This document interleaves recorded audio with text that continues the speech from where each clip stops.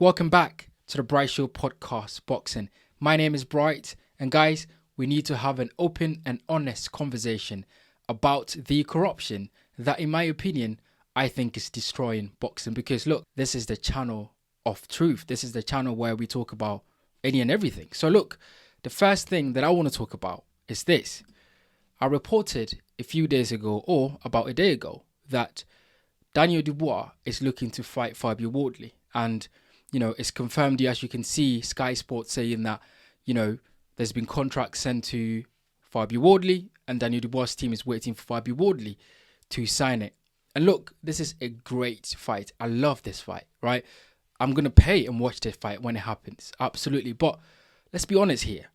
Why does Daniel Dubois deserve the opportunity to fight for the World Championship belt? Like, why?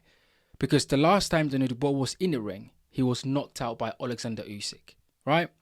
So Daniel Dubois needs to get back in the queue and he needs to, earn the right to fight for the world title again.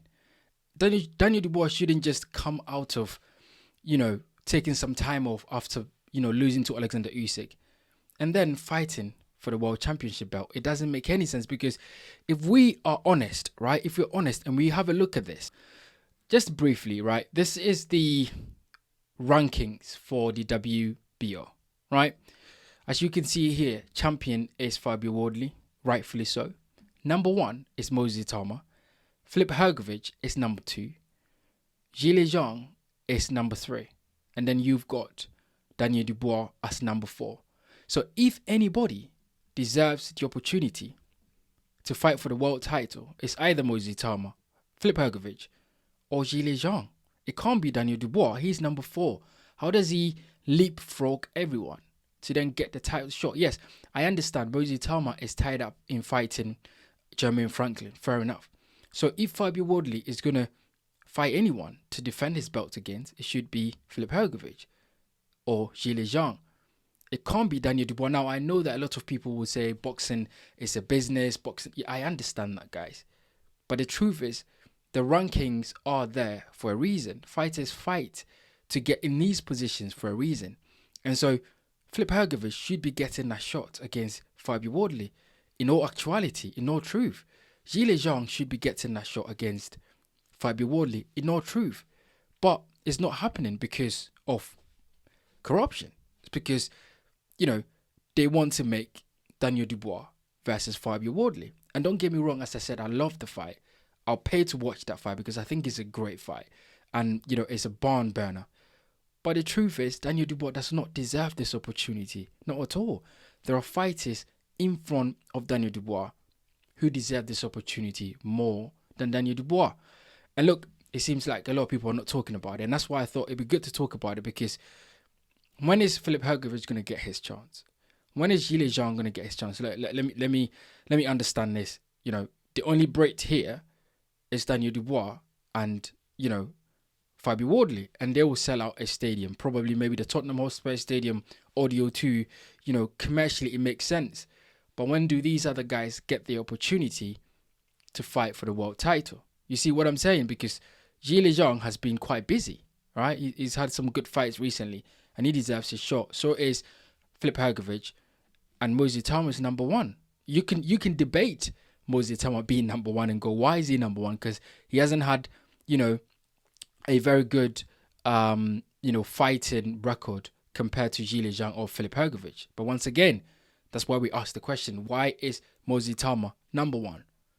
Right? This is why we ask these questions. But now, we move on to another story. You've got the WBC stripping Shakur Stevenson off of his belts. Now, as you can see on your screen, Shakur Stevenson ripping into the WBC about them doing that because of the issue with, Terence Crawford. And you got to look at that and you got to agree with it because, they took his belt away. He moved up. I think he said that he was going to move down after the fight with Lopez. So why are they taking his belt away? Is it because of, Terence Crawford, going public to say, I don't want to pay the WBC any more money than I've paid them? Because according to Shakur Stevenson, he's paid $100K to the WBC, his last fight.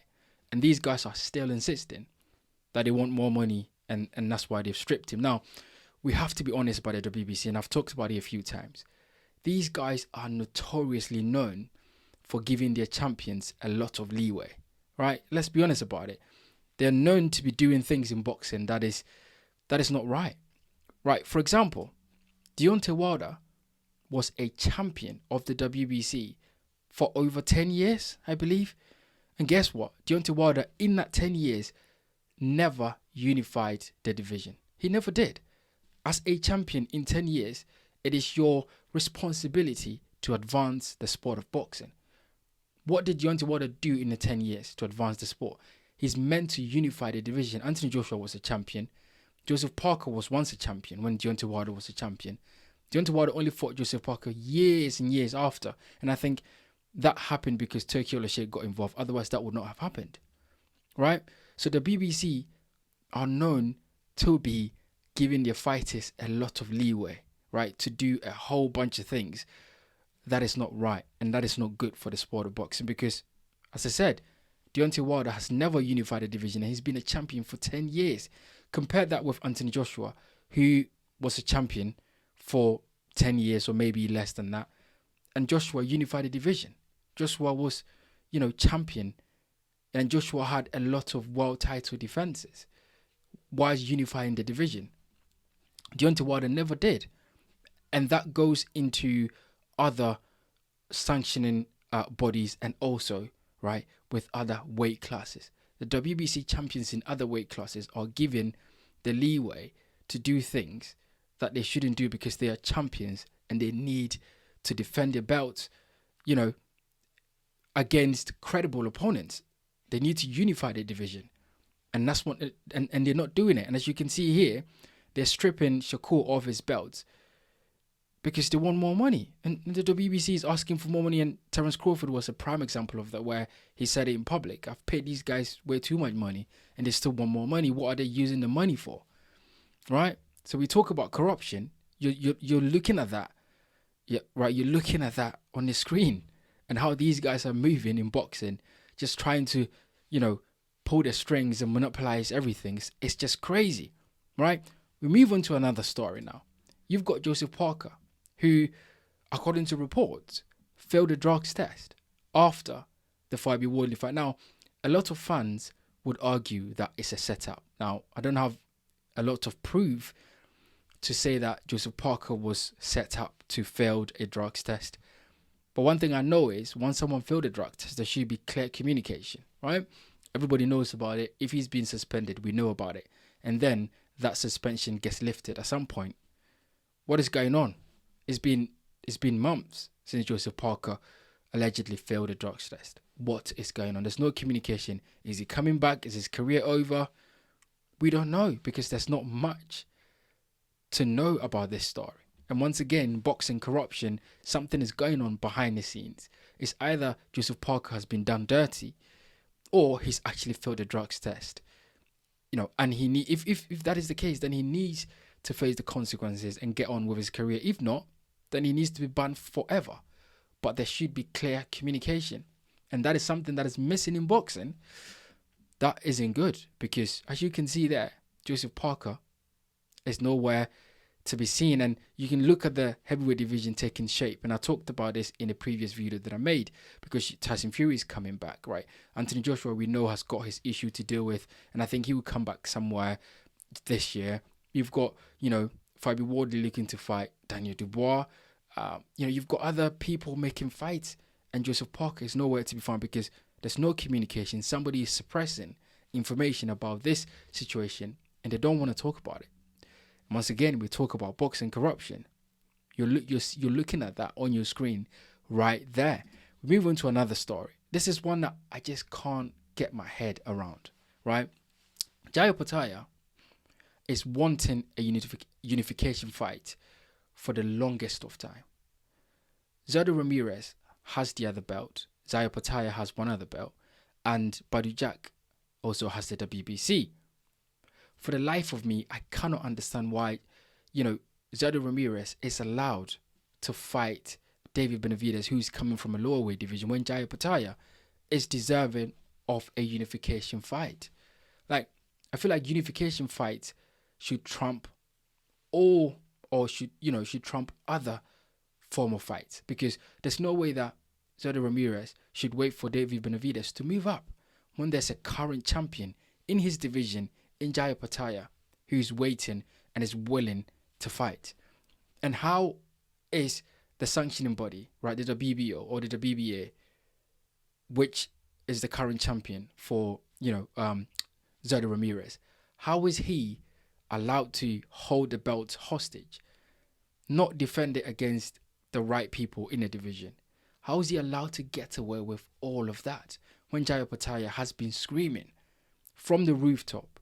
Jaya Opetaia has been on every interview, he's been on TalkSport, talking about the fact that Zoltan Ramirez is ducking him. And for some reason, these sanctioning bodies cannot get Jaya Opetaia to get his title shot. I don't understand it. If that is not boxing corruption, then nothing is. Because surely the sanctioning body should get involved and go, no, Zerdo, you have to fight Jaya Opetaia. You have to unify the division. But nobody's doing that because people are paying money here and there, and sanctioning bodies are happy with that. But they're not enforcing other people to take on their mandatories and to take on tough challenges. So once again, if we talk about boxing, politics and boxing corruption, you're looking at that right there. And then we look at this, right? You've got Dana White looking to establish Zuffa boxing, right? In boxing. His whole premise is that he wants one belt for the whole of boxing, right? He wants to get rid of sanctioning bodies. He wants to do everything in his power to make sure that boxing is something reminiscent of the UFC. And what Dana White is doing goes against the Muhammad Ali Act, which, by the way, I made another video talking about that act, which is meant to protect fighters and their interest from promoters and maybe sanctioning bodies that are trying to take advantage of them. And what we're seeing is Dana White looking to establish that. But what does that mean, right? Because the WBC has this idea of giving the fighters leeway and allowing them to do things that are not right for boxing. Is Dana White then going to come in, right, with this Zuffa boxing thing and go, because there's no, because he's going to get rid of all these other belts, is Dana White going to say that there's not going to be any rankings and, each fighter would have the opportunity to fight whoever they want to fight, or if they are in the rankings, right, at number one, then they need to fight number two? Is that what it's going to be? Because I am still unsure about what Dana White is looking to do in boxing. It all looks like, once again, someone else is coming in here, in my opinion, and going to monopolize everything. And yes, we complain about the WBC, we complain about fighters not taking on their mandatories, but is Zuffa boxing going to be any different to what we already know in boxing? And that is the question I have about Dana White's whole situation. Look, I'm interested to see how this plays out in reality in boxing, whether this is going to help boxing in any way, shape or form.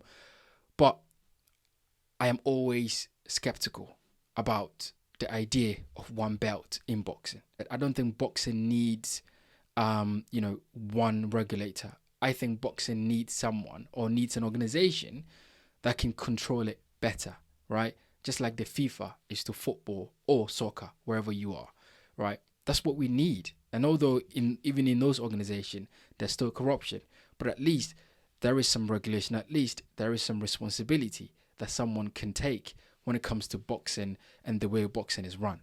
So look, guys, we needed to have this honest conversation because I feel like there is a lot of things going on in boxing that is not right for the sport. And we need to talk about it. Get in the comment section and let me know if there's anything that you think is going on that smells like corruption, that smells dirty, that I've not mentioned here that you want to. Look, there's a lot more that I could talk about, but I don't want to make the video too much. But just recently, the things that I've noticed, these things are not right for boxing and we need to talk about it. So get in the comment section and let me know what you think about it.